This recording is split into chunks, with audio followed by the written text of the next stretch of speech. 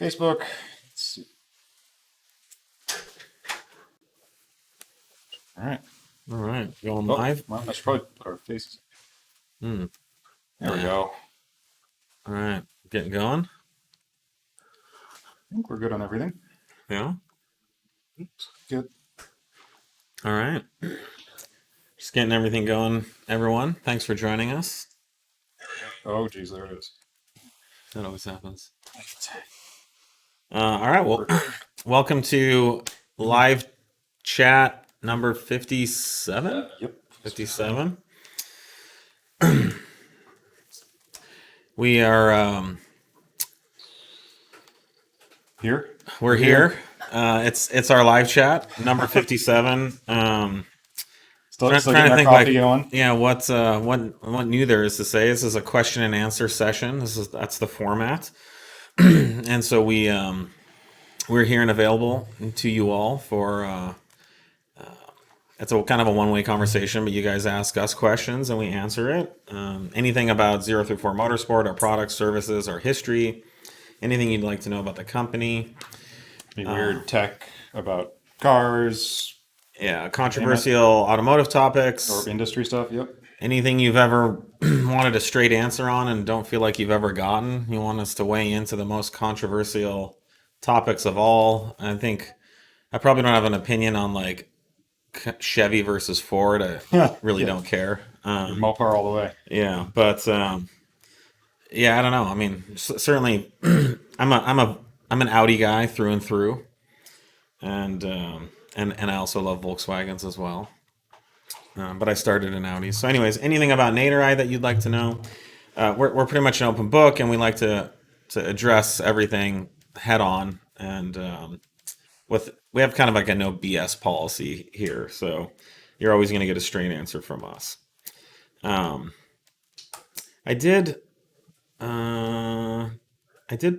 I put a bunch of stuff about the books question? Whatever happened with that? Oh, did you find some books? I did. I answered that question. I thought I stuck it in here or I emailed it. But we're getting a lot of questions about B9 tuning. Good. Weird. Well, this is sort of a special episode because we are going to be discussing a very exciting new product that we've been teasing for the last week or two. And a lot of you have already bought it, even before this. So actually, tons of orders are rolling in. The good news is it's software, so we won't run out of stock. Yes. And we have 1 trillion cables on hand. If you need a cable, we got those too. And we're here to answer any questions about that. I'm sure there's going to be lots of questions. And again, we'll always talk about everything openly and as honestly and directly as we can. So I know already from some of the chatter this morning that there's a lot of questions about the amount of information we've put out. So if you hadn't figured out, our B9 S4 SQ5 3.0 T tuning is now live and available. We've been working very hard on it for a while now, and especially hard over the last few months to finalize it and make it production ready. And so that is available and live on our website. We're very excited. This is probably one of the most important product releases we've ever done as a company. And we believe that we're bringing to market a standard setting quality tune and calibration that we will continue to build on and develop. So what we're putting out is very good. It doesn't have all the features that we would like to add eventually, but yeah. I mean, those are coming. But if you go and read the product page, we put a lot of information in there about what we did, what's in the calibration, insights as to what makes the tune so good.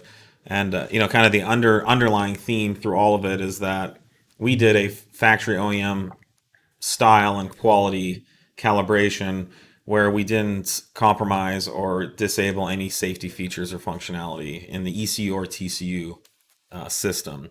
And so you'll kind of see that theme throughout.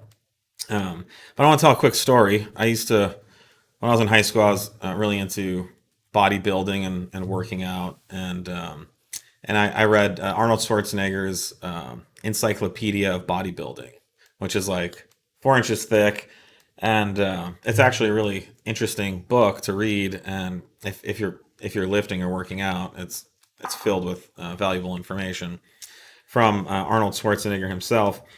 But he tells a story that early on, when he was really building his physique and getting into competitive bodybuilding, that he had like world class. And if you know about Arnold Schwarzenegger, he had world class pecs. Nobody had ever had pecs like that. And just as far as size and definition and all that stuff. And then his biceps, he was one of the first people to get like a 22 or 24-inch bicep, which is like, like 2 feet around his bicep. And so he had all that going on for him. But he had this weakness that his calves were wimpy, like a girly man, as he would say. And so he had bad calves. From a bodybuilding standpoint, they were too small and they weren't proportionate to the rest of his body, even his thighs, which were huge. And so he grappled with trying to increase his calf size for years, and finally came to the realization that when he would go to the gym, he didn't want to hide his calves. I mean, he would go and he would wear like long sweatpants and kind of hide that so nobody else at the gym would see it. And as you can imagine, gyms can be like it's like a locker room mentality. So one day he decided to cut the bottoms off of his sweatpants and expose his wimpy calves for everyone to see. And so he went into the gym that day and immediately was ridiculed, by his calves. But that additional pressure that he put on himself forced him to work even harder, and he eventually was known in the bodybuilding competitive community as having some of the best calves ever after he put himself in that position. So if you're wondering why we always put out so much information and data, it's essentially we're cutting off the bottom of our sweatpants and we want to put it out there, and if there's issues and if someone wants to call us out on something, then great, let's do it. But we're not going to get stronger, we're not going to get better, we're not going to learn how to improve if we don't cut the sweatpants off. And so when you read this product description, it's very much our effort to do the same thing, as to really open up and reveal what is in this tune, why we did it. And consequently, one of our main competitors doesn't even have a website. So how do people even buy it? Do you know? There is no website, there's no product page, there's no information. I'm not even sure. Is there like dyno charts anywhere? It's all posted on the forums. Yeah. It's bizarre, but that's the main competitor. And then we have another competitor who has put a lot of information, but it doesn't really give you good insights. It's mostly just marketing fluff, and then some overly smooth dyno charts and stuff like that. So let's get into some of the questions. We've got a lot of B9 3.0 T questions here. Why do you do full E85? EPL only offers E40. Because we're able to on stage 1. Yeah, we don't know why anyone wouldn't. Yeah, no, and we had enough headroom in the fueling system for these, so yeah. Oh, and we tested it very thoroughly on both the S4 and the Q platform. You just pull up to the pump and you fill it up with the 85. I mean, that's kind of what everyone wants. On the B8 3.0 T, there are some limitations that prevent that from as far as fuel system capacity. But we immediately wanted to test the B9 fuel system capacity with full E85, and we were able to generate about 480 crank horsepower and about 600 foot-pounds of torque. So, and no blending or mixing. So, and that's, in the future, we'll have to either, modify the fuel system or do something else as you normally would to try and run E85 on a, with bigger turbos and that kind of thing. So it's not like it's limitless headroom, but there's enough there for the stage 1 that we're running. Someone's asking, how are your torque values higher than APR, EPL, or Unitronic? A lot of time was spent there. Yeah, we don't necessarily compare our numbers to to what else is out there, but we did spend a lot of time working in that area of the tuning, and so we can only assume that they're leaving a lot of power on the table in that area. and that's something that they can probably look into if they'd like to. Yeah. It wasn't a simple affair on this one. It wasn't just No. hey, they chose to map it that way or whatnot. There's a number of issues that we had to work around with the way this factory ECU was mapped in that particular, basically the meat of the torque range. Yeah, and there are some clues on the product page where we talk about what we did. Yeah. And so we pretty much put it out there to a certain degree, but all of our advertised power numbers are generated from an average set of dyno pulls Yep. that we did on 2 different dynos, and they're not glory pulls, they're not cold pulls. These are what we consider accurate advertised numbers that any of you all will be able to duplicate if you go to a dyno out there. Yep. And they are not inflated or boosted in any way. And we even talk on the product page where we leave all the natural dips and variance and the volumetric efficiency of this motor. We leave all that. Yeah, it is. The motor is pretty peaky the way the stock hardware all kind of works together. So you've got a pretty big torque spike right as boost comes up, dips down, then it comes back up. That's all just kind of natural flow through the motor on this particular case. So it's everything from valve lift to the turbo sizing to cam timing to all these factors play into it. And I will say the torque is noticeable on E85. I've only driven our SQ5 with it. It's freaking ridiculous. I mean, I don't think there's a Raptor or a Hemi anything out there that will keep up with this car like on E85. It's ridiculous. And it has 600 foot-pounds of torque, and you feel it, and it's smooth as butter. But it's a freaking rocket ship. And you just have to put E85, which is actually cheaper than gas. Yeah. I don't know if you can find it. Countrywide, I'm not sure if that's the case, Yeah. but for And us, here- it's the cheapest fuel at the pump, and it's where all the fun And is. you don't have to mix it. You just run your tank down to empty and fill it up with E85, and holy crap. And that's stage 1. So, To be clear on that, we recommend we always recommend you have a ethanol content analyzer if you're going to run E85 because Eve volumes will or you want to be percentages like will E60, vary. E65. Yeah. Secondly, though, it takes a surprising amount of time for that like 91 or 93 to pump through the lines, through the filter and everything, and get to the motor. So you want to make sure you've got your ethanol at the motor, just like you would any tune. Yeah. Before you really start to run. What's the highest ethanol content able to be run for the B9 fully 85? I mean, we're running at our pump here. It's typically E80, and that's where we're at. So yeah, E80, E85. I wouldn't say go run E100. There's no need to. So yeah. I mean, if that's all they have, could they? We haven't. It's going to be that. pushing. Yeah, we haven't tested E100. No. The tune. I don't even know I don't even know how for- readily available. It's not usually. You have to. It's either very special pumps or you have to order it specifically. Yeah. So yeah, the tune is set up for E85. Will it tolerate E100? It might. But. It might. We'd have to test that to say for sure. Do you have to switch maps, or does it automatically change from pump to ethanol? You have to switch. This isn't a full flex fuel yet. It's not flex fuel. Yeah, so you'll just have to pull out your laptop and plug the cable. It's I think a 30 or 40 second flash. It's quick. B9.5 ETA. So the some 2020 and then 2020, some 2021. It's kind of intermixed. ECUs have a different processor on board. We are going to be supporting that.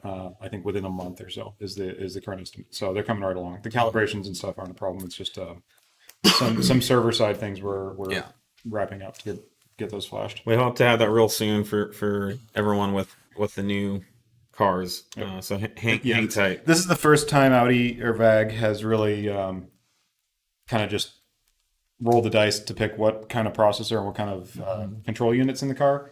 So there's a couple more, we're kind of chasing them around to support everything that's out there. They're literally intermixing, processor architectures within models and within, sometimes it's almost the same box code. So it's pretty tricky to keep up with, but we've got a handle on where, what we need to do, and it shouldn't be too long.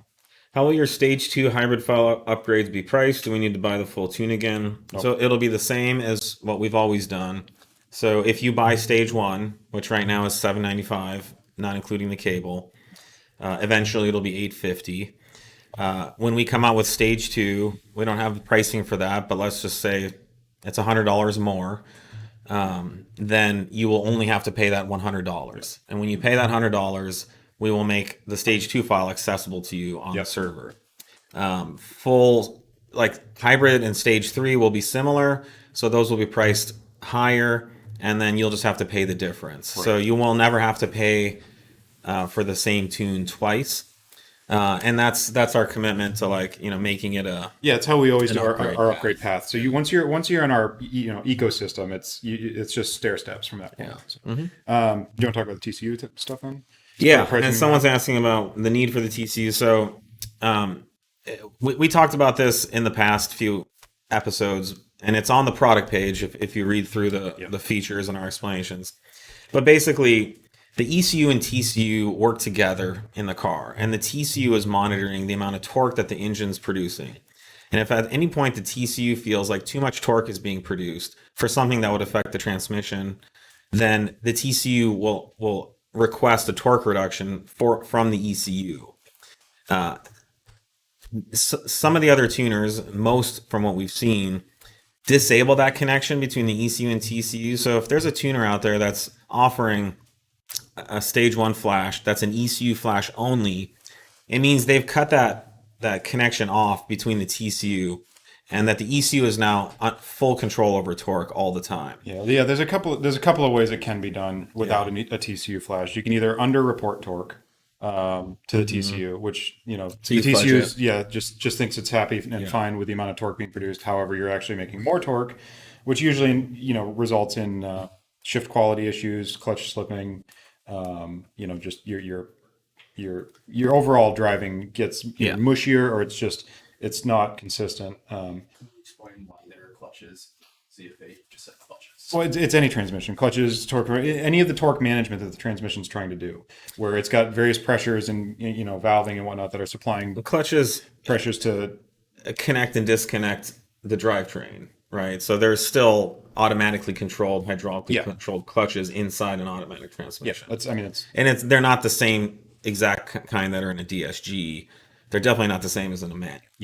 But they're automatic. And there's a bunch of there's a valve body in the automatic that's moving these pressure channels around to apply pressure to various parts of the transmission for either gear actuation, clutch engagement, whatever.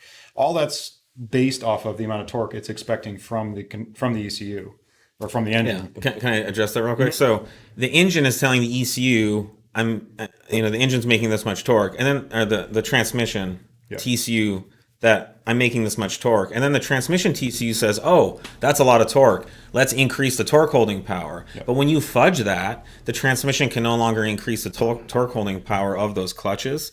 And that's where the slipping and the worst performance comes in. Instead of the transmission being proactively controlling those pressures, where you're like, okay, I've got this much torque coming, it's coming this quickly, I need to apply this much clamping pressure to manage that.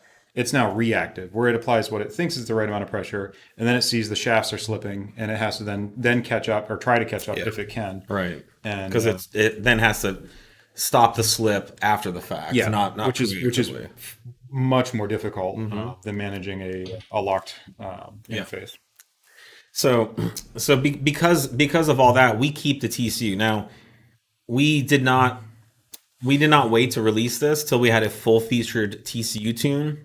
So our TCU flash simply updates the TCU for the ECU tuning, the torque management, which is all in the torque management. We haven't added any other features to the TCU yet. So we didn't feel like we could sell it for $600, which is what we would normally sell a TCU file for. Right. And we didn't want to fudge the ECU tuning to not include it. So we're basically including it for free right now, and we're giving it a $150 value. And so in the future, when we release a full featured stage 2 TCU file, which we will, we anyone who bought stage 1 now will get $150 credited to them. So if it's $600, they'll only have to pay $450. But we felt it was very important to include the TCU for all the reasons we've explained. And again, these are all outlined on the product page as well.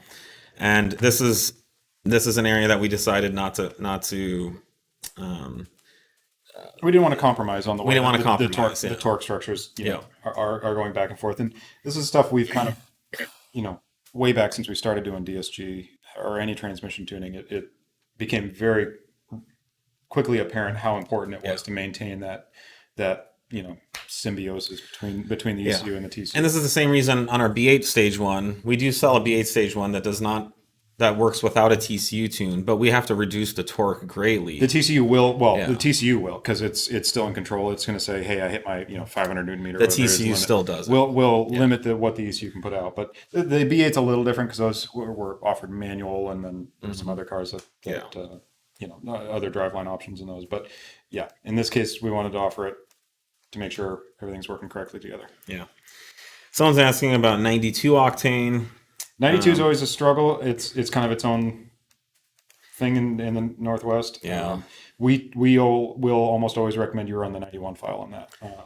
And what we've seen. And in our experience, the 91 and the 92 file are quite compatible. And if there's any extra octane, the ECU will take advantage of that. Yeah, you'll end up with maybe a little smoother or. But there's going to be no advantage to run the 93 file, and we recommend not doing that because the last thing you want to do is be under octaned. Yeah. You always want to be over octane. If you're over octane, then there's timing that the ECU is pulling, and so if there's an extra octane, the ECU will take advantage of that through the knock detection system.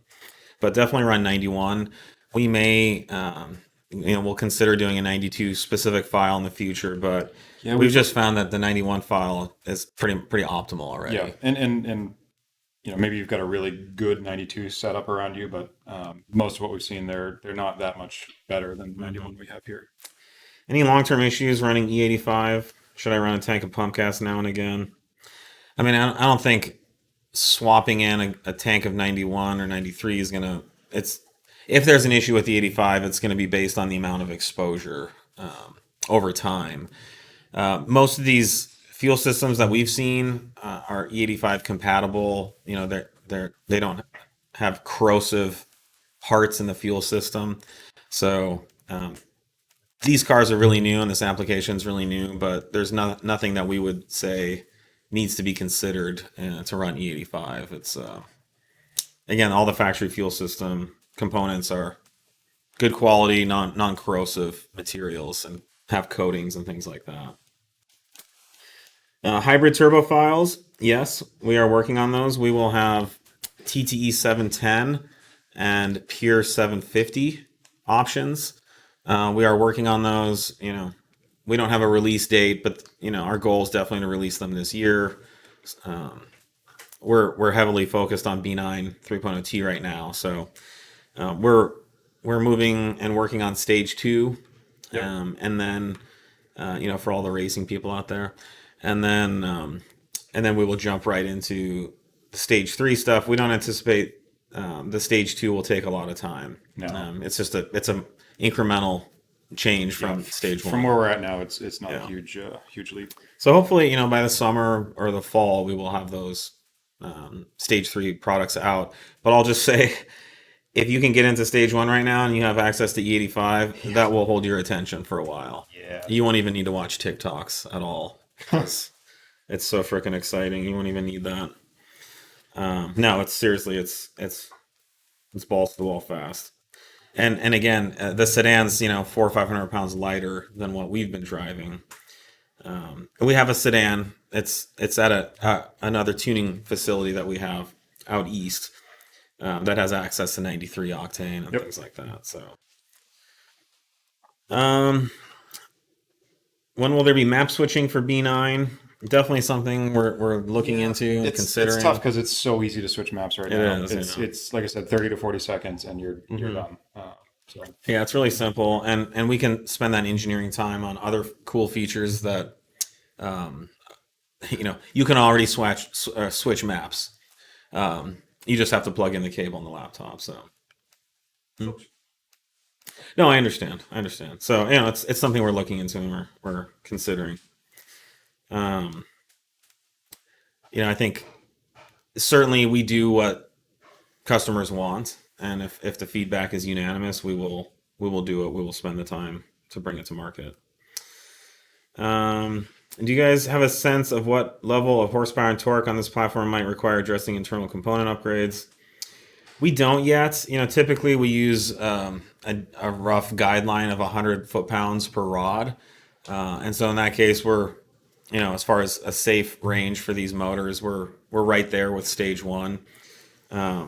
We'll have to keep pushing things and see, what happens. And obviously, generally the more power you make, you're on a bigger turbo. That torque gets, either dropped from what a stock turbo can do, or a smaller turbo can do, or shifted, enough that it's like a stage 3 it's is not necessarily going to have 600 foot-pounds of torque. Right. It probably won't. Yeah, it'll have a lot more top end. Yeah, a lot more horsepower, but the torque is the issue, and these rods typically bend at the torque peak, which is right in that 2,000 to 3,000 RPM range. But whatever we release, we will have tested, and we will make a confident recommendation on. Yep. And for stage 1, we have no concerns, and it's been tested. What do you do to manage heat on the EA389 3.0T? Well, we talk about this a lot on the product page. Yep. You want to go into some detail? I mean, it's proactive. So as like the factory. Yeah, the factory it's similar to the factory strategies. We if anything are we're obviously making more heat with these files due to the higher boost pressures and higher outputs. So we're very proactive about it. I think at threshold right now, once it starts getting high 70s into 80 C intake temperature range, it'll start doing power derating, so that your power output will start coming down to manage those temperatures. And we did that. We tested that multiple times. On 91 on track in a SQ5. So we were trying with a complete stock cooling system. So we were really trying to make sure that we're in a good place, that it's proven to be good, reliable, managed thermal performance. The increased boost and power does create more load on the cooling systems, which is why it's so important to keep all the factory safety features and strategies in place. Yep. You don't need a bigger intercooler to run stage 1, but we do recommend it. Yes. E85 is a little better because E85 just naturally has a cooling effect. Well, you're pushing alcohol. Then you're pushing a bunch more fuel mass through, so it's just the cooling tendencies of it are going to be better than gasoline. And then we do actually bring the boost down a little bit on the E85 tune, and we more than make up for the power with additional ignition timing, which also cools things down. But on the 91 file, I would say an intercooler is a good idea. Especially like on track, you're gonna start hitting the thermal management pretty quickly, especially on a warm day without an intercooler. We haven't seen too many issues with coolant temps. The cooling system, so that's another. So to that end, that is actually something that is recalibrated and remapped within the ECU. So these have targeted cooling and mapped cooling systems. So we do actively adjust and account for the higher load with more cooling strategies. Yeah, but the size of the radiator and the amount of coolant. Physically, we haven't had an issue with anything. And there was extra capacity we were able to tap in the tuning so that we can target some lower temperatures than what the factory normally would. Yep. These cars are as safe as stock as far as thermal management goes. Thanks to how we've done the tuning and calibrations. Can I bind the tune today for 10% intro discount and wait till the B9.5 files are ready? Yep. Yeah, absolutely. Please do. We just, we're shooting for about a month or two. With any of these, the sooner we know exactly what ECU you've got, what box code you've got, which what will needs help to be us, done. right. That'll help prioritize that, in the queue. So the more information we can get. With that information, you'll actually also get a better priority in addition to getting a better price. We will, the first person that buys 2021 tri-core processor version, you'll be first on the list, right? So definitely go for it, as long as you're willing to exercise some patience. Yeah.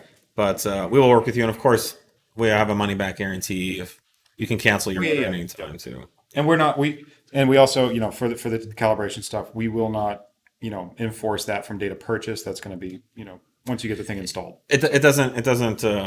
Yeah, your return period or cancellation period doesn't start until the order is delivered. Right. What do beta users have to say about real-world performance improvements and retention of OEM drivability with the E839 Tune? Nick, how's the tune been doing? It lights up 295. Yeah. Nick is one of our beta testers. So the SQ5 that we have is actually his car. I can just flip you over here so you can chat, or you can slot in here. Yeah, I daily drive about 75 miles a day on it. Been driving on the 91 and 85 file for the last couple of months. And I mean, it's a car that I use to tow. I commute every day. I listen to, the radio, and then I gap people on highways, on ramps and off ramps in Mexico. It does everything you could physically want a tune to do. It's linear. The throttle mapping has finally changed to where you can actually have a smooth application of power. It's not jerky or peaky. It doesn't fall off at the top. It goes all the way to redline, pulling really smooth and strong. Seriously, can't complain. Yeah. There's nothing more I could want with that other than, more power. And you drove it through all the tuning iterations too. So Nick experienced issues with the tune and various problems that have all been corrected and improved and eliminated along the development path. That's part of testing. Yeah. And we found all those critical things that need to get changed. It was perfect. Can't complain. Cool. Yeah. Well, what better guy to do the marketing than the guy who's been driving it the whole time? Then the one bothering you to do stuff more. Yeah. But no, the factory or the drivability is as good as factory or better. I've spent a lot of time driving all the variations of these tunes as well. All of our calibrators have been, and beta testers and stuff are all very happy with the smoothness and drivability. That's the only reason we can go live with the product today and release it, is because it's as good as it can be right now, and there are no additional changes or improvements that we can think to make.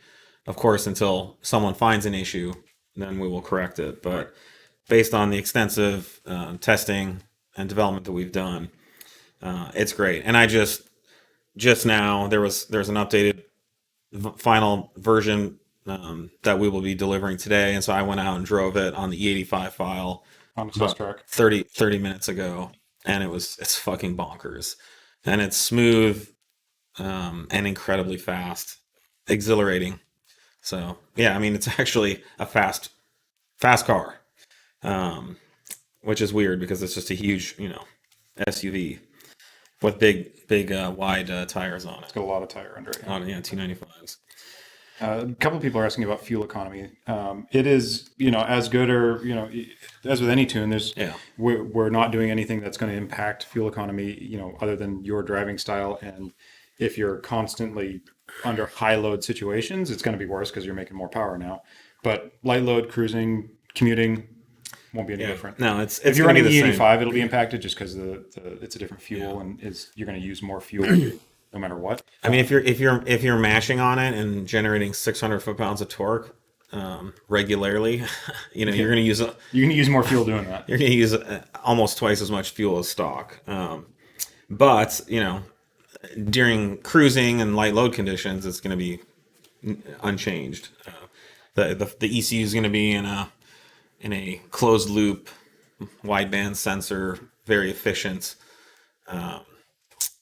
As efficient as it's going to get mode. So we don't change any of that to make it worse. I haven't seen any change. No. There shouldn't be. Yeah.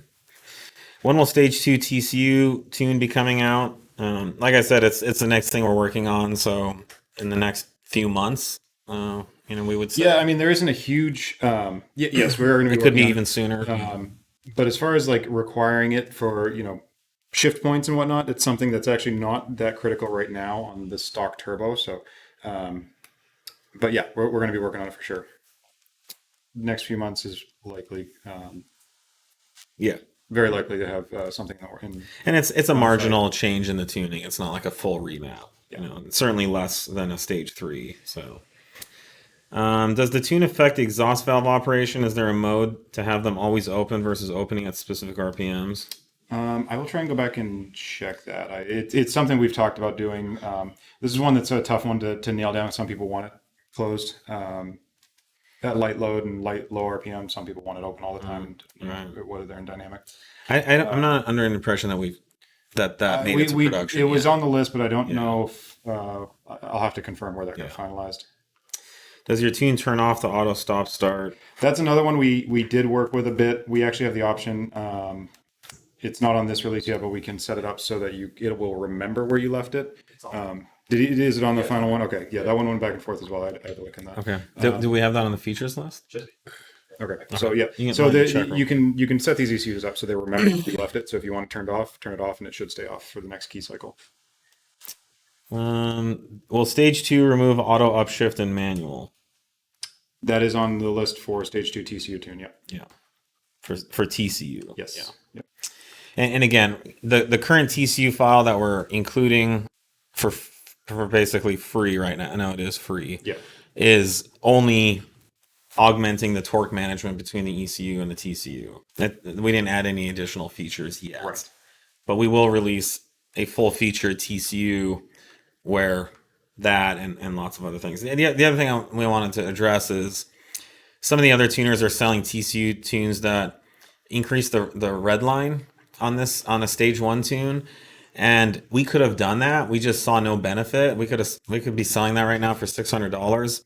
The stock turbo is completely out of steam by 6,000 RPM. In our redline's around 65 to 6,800 or whatever.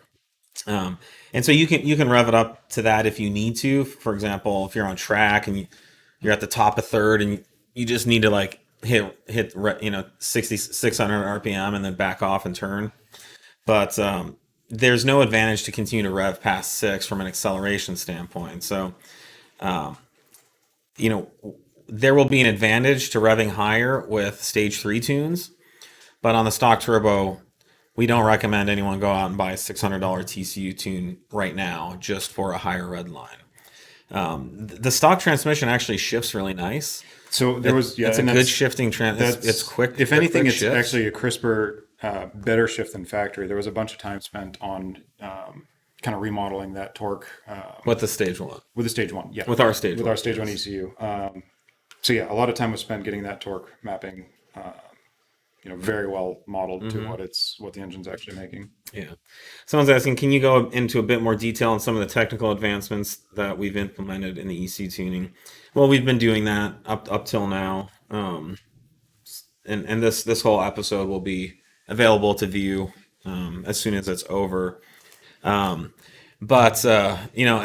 OEM, the maintaining and augmenting of all the OEM safety strategies for heat management, for torque management. Everything that we've done in this tune is as if the factory had done it. We haven't fudged or disabled any functionality in any of the ECUs to get around limits that are there. Just check out the product page. I mean, we go into great detail there. Better than I could. And we even talk about, I think one of the interesting things that we reveal that I haven't seen other tuners do is, we have a discussion on the product page about volumetric efficiency.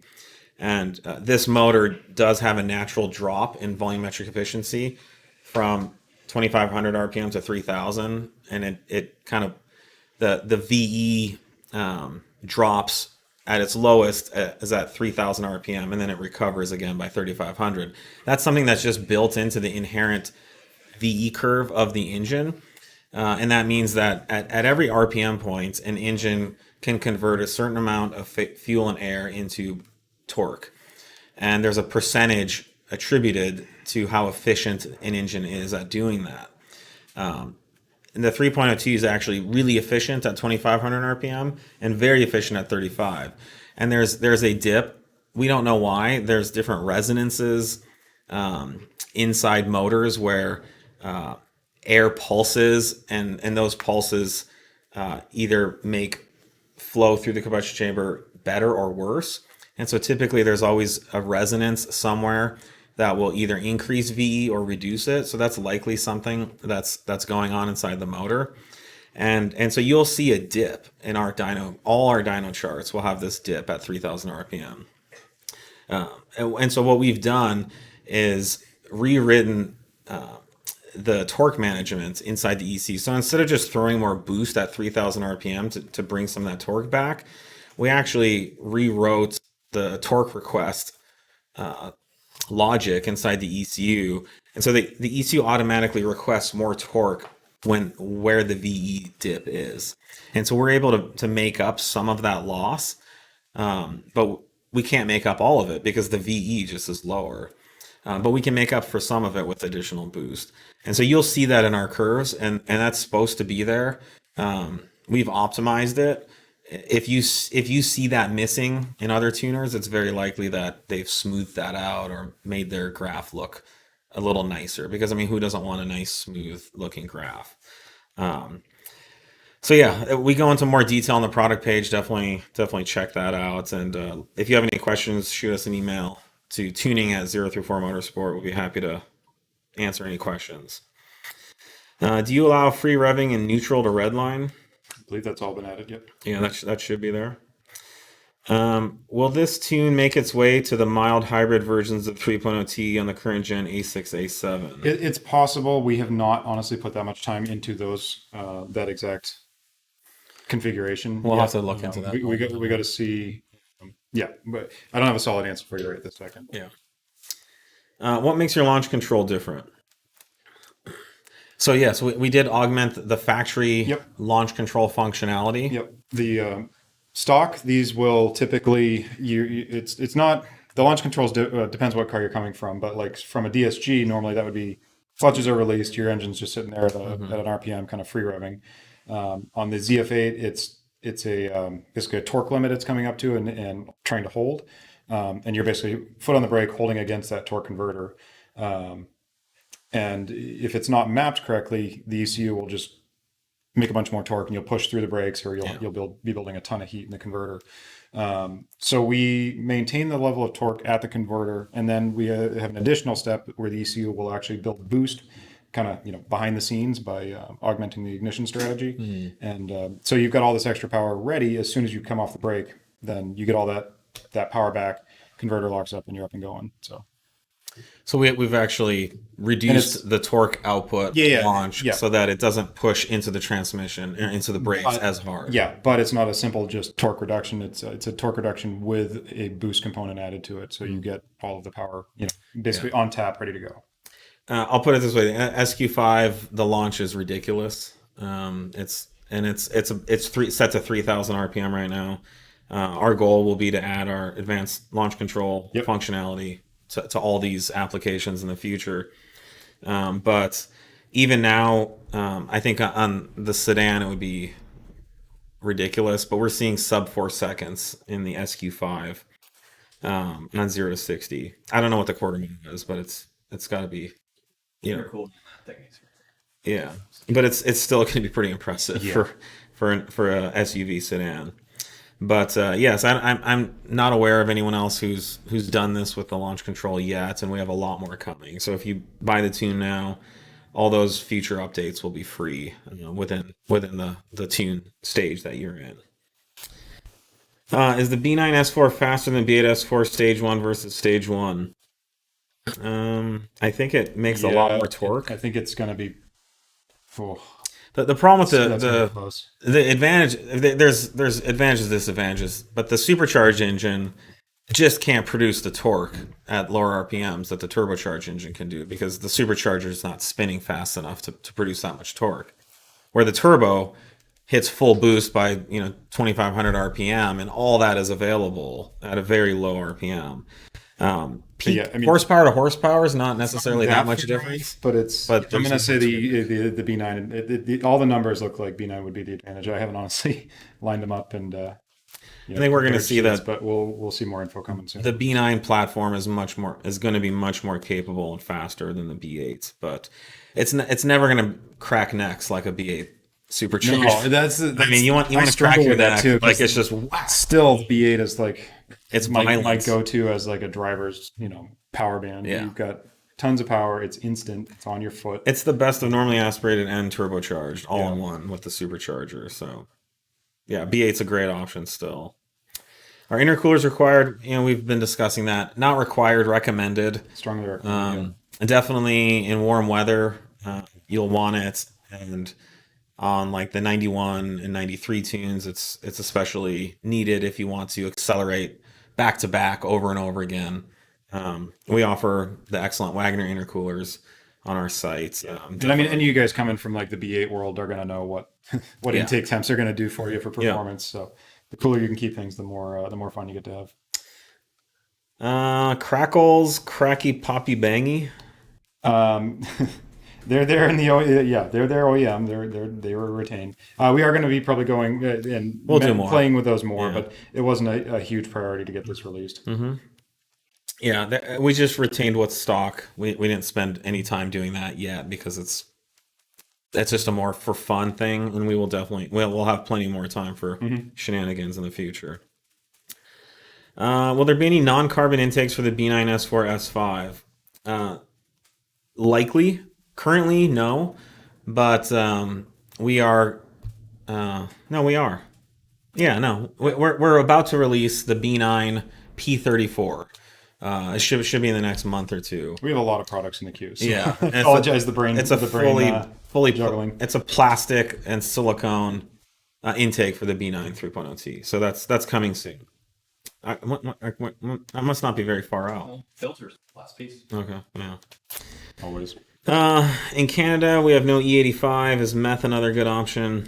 Meth's an option. It is not a replacement for E85. No, and we can't recommend anything on that yet. No. But water meth is an option to increase octane beyond 93. That's too bad you don't have E85, but I don't know. Yeah. It's something that we could experiment Meth's really with. tricky because it's something that is completely secondary to the ECU. We have no control over it. We don't know how it's implemented. Yeah, no idea. How it's running, how it's spraying. So Yeah. that's a really hard one to recommend and tell people to rely on because it's completely outside of out of our control. Yeah. What is the process for switching from pump gas to E85? How long should I drive the car between fuel changes before flooring it? What we've discussed, get a gauge. Yeah, then get you'll an have to analyzer. and once you get to about E65, you're Somebody also asked if we're going to offer a kit for a content analyzer. Yes, it'll probably be coming along. Yeah. There's already But there's some so many there. kits out there. Yeah. Just get a hold of something. Yeah. And someone else asking about meth. It's something we can look into in the future. We don't currently have any meth recommendations. We don't generally tune or calibrate for meth, If you'd like especially to, from the onset.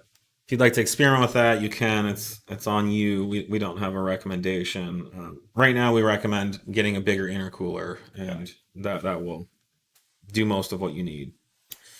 Let's see, any more B9 before we move on? Will you guys make a cast intake manifold for the EA839 that has a secondary fuel meth injector port? Someone local to me had their plastic intake explode on a 710. Though it may have been a meth backfire. Have you seen what meth does to people? I mean, you got to be careful with that shit. Just Google like faces of meth and see what you find. Meth explosion. Yeah. Like it just blows people's teeth right out of their mouth. Yeah, I'm sure that was a meth backfire, which is but we will find out. We will let you know if we have. If it's just to prevent meth backfire explosions, likely. Yeah. We're going to be exploring more fueling options, and that is one way to get obviously more fuel and whatnot into the motor is some port injection. I would recommend marijuana. It's much easier on the intake manifold, which is what E85 is basically.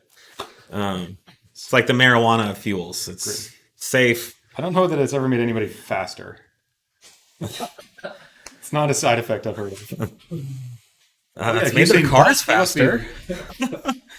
Definitely.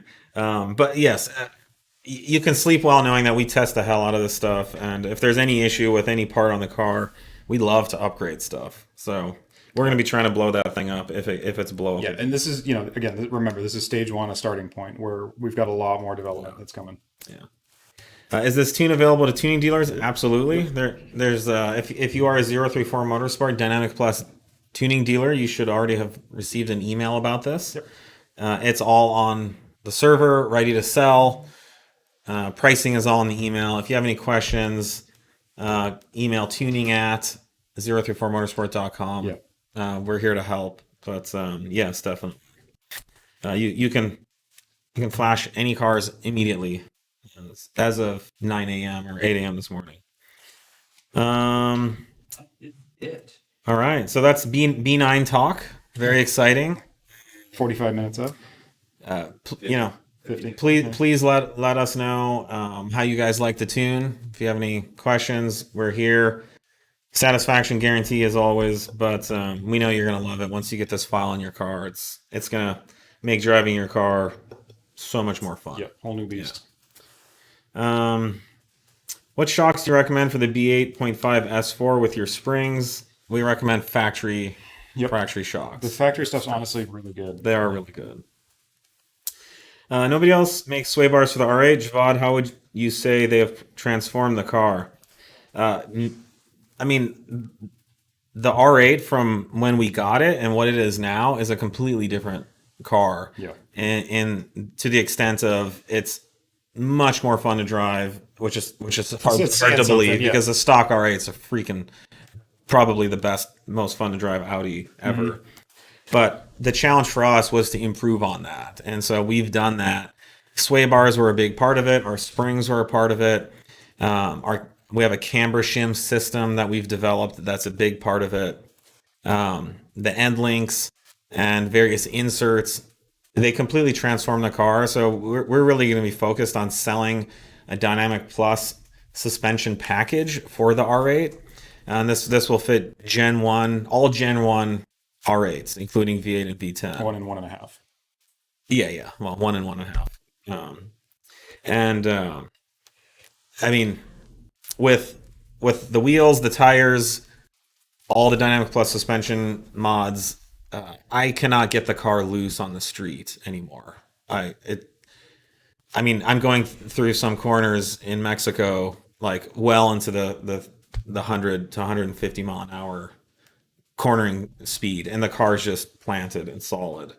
So we have to go to the track to really get this R8 loose. Yeah, and we've done a lot of track time with these components as we've been developing. We've done a number of different bar rates, settings, springs. This is the most development effort we've ever had to put into a car, because normally you get like an Audi sedan or GTI or whatever, and it's just potential, oozing with potential. There's a long place to go. There's a lot of places you can go to make it better. And the R8, the first sway bars we put on it handled worse than stock. And so, we actually started from making it worse, not better. And we had to really use all of our engineering expertise and much more testing than usual to really get these improvements. I'm really excited to release these R8 products. There's nothing like it on the market. You have to go piece together various parts. The factory suspension's really good. The factory shocks are good. You don't need to change those. You don't need coilovers. You don't need to get rid of the magnetic ride. You can keep all of it, and you can have something that's daily drivable on the street and literally a track monster. But yeah, all the normal corners and places that I use for testing where I get cars to the limit and get them loose and figure out where the traction is, the R8 is just a whole level echelon of speed higher than at that point, like someone gets arrested or killed or something like that. So definitely stay tuned. We hope to have all these products to market by this summer. We're pretty much done with engineering and development of all these parts. We also have some really exciting exhaust system options coming out as well. Really, really cool exhausts. Again, way more better options than anything that's currently on the market. But I don't care, even Miltech. Sorry, Miltech. ETA and SuperDuper throttle body very soon. The SuperDuper throttle body housings are here. They're in the building. So I don't know what else we're waiting on, but we should. Do you have a release date for those, Nick? Oh boy. Well, what's the release date? I can. But there should be. It should say in our system in July. If we can do sooner, let's do sooner. Yeah, but they are here. How are we doing on time? 5 minutes. All right.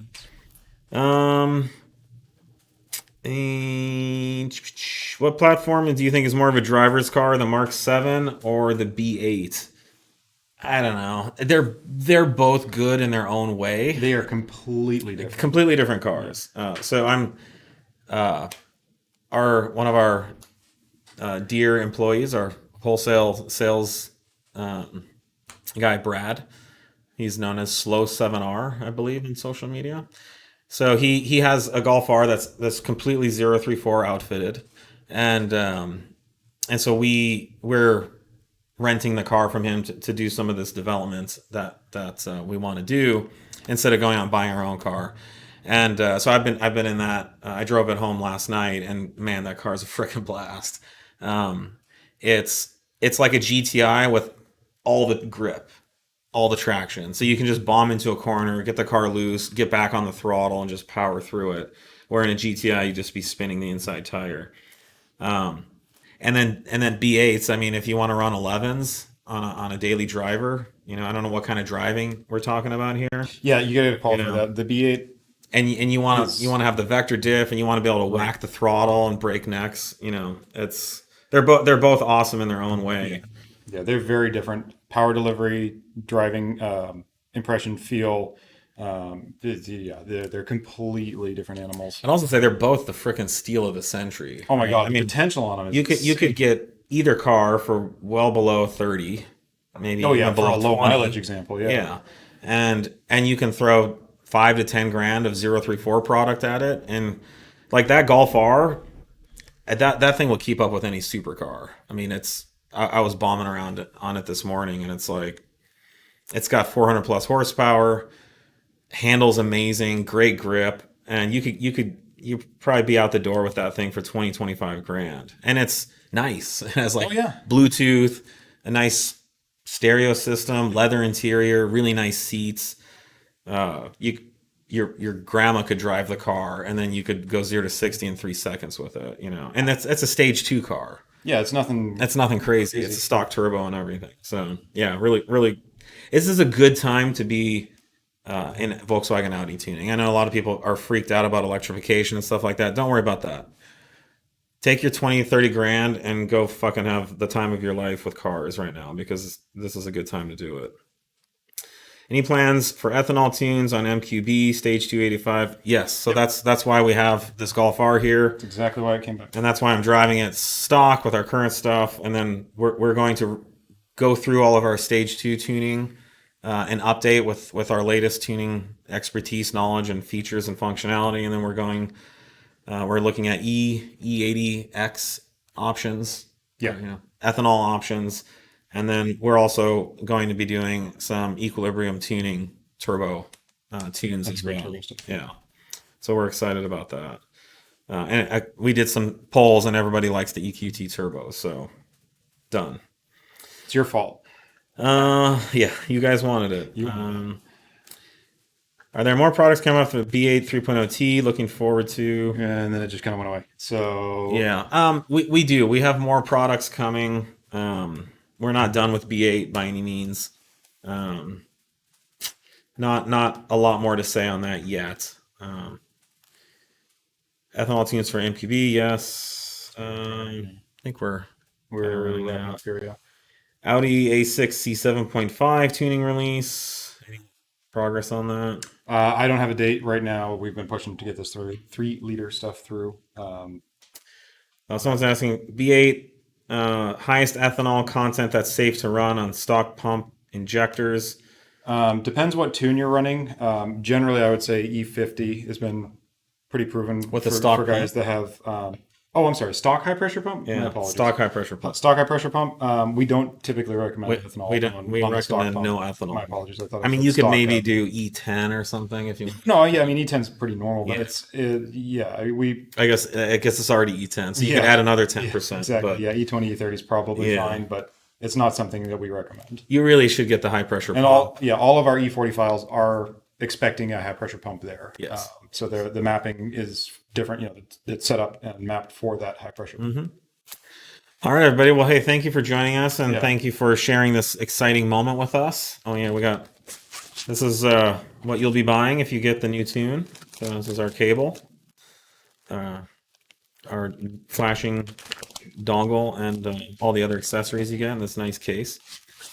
Thanks for joining us, and we look forward to tuning your B9s and Yeah. having fun with that. So we'll see you guys next week. Cheers.